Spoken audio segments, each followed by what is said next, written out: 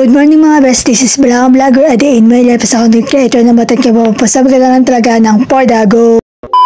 Good day mga best, so another day, another mini vlog na naman. Pagpasensya nyo na nga pala kung ngayon lang ako nakapag voice over kasi nag-uulan sa amin. Alangan naman ipagsabay ko yung pag-voice over tsaka yung pag-uulan sa amin. Char. At nag-outfit check nga lang pala tayo. Yan nga lang pala yung outfit natin for today's video. Outfit check. Hindi ko na nga pala na-videoan yung pag-aayos ko dyan kasi nagmamadali na tayo. At nakasakay na nga tayo sa tricycle sa mga oras na yan. Papuntang church, fast forward. Nandito na nga pala tayo sa church. Pagkarating ko nga ay nagpe-prepare pa lang sila kaya hindi muna ako pumasok. Pero pumunta akong tindahan dyan at namili muna ako. Pagkatapos ko nga mamili ay bumalik na ako sa church. At nagpakit nga lang tayo sa camera niyan. Tamang video na rin tayo niyan. Yan nga pala si Baby Raj. Hiniram ko muna ulit siya sa kanyang mama at papa. Napaka-cute naman talaga ng batang are. Super cute ni Baby Raj. We love you Baby Raj. At tapos na nga pala ang aming Sunday school at start na nga ng aming worship service. Tamang kinig nga lang tayo kay Pastor Rans dyan. At nung matapos na nga ang aming worship service ay nagpunta nga lang pala tayo ng SM dyan. Nakasakay na nga pala tayo ng tricycle niyan papuntang SM. Yung kada simba mo after ng church ay diretso SM ka na. Minsan hindi tayo nakakapag-SM pag wala tayong pera pero madalas nag-SM talaga tayo pag may pera. Napakarami ko nga namang chika sa inyo. By the way, nasa SM na nga pala tayo sa mga oras na yan. Sa SM City, Bataan. Yan nga pala yung logo ng SM.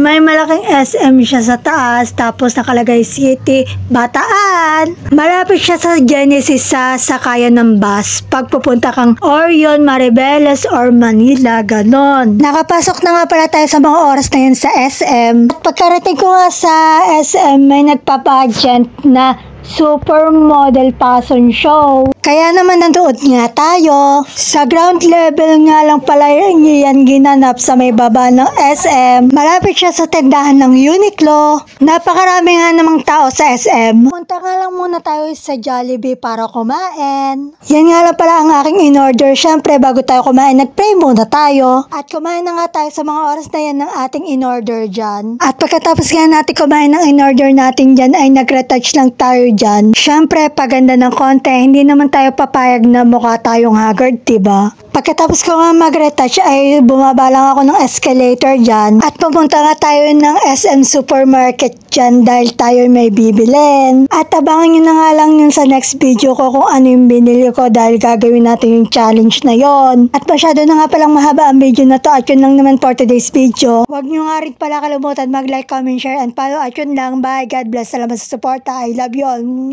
Thanks for watching!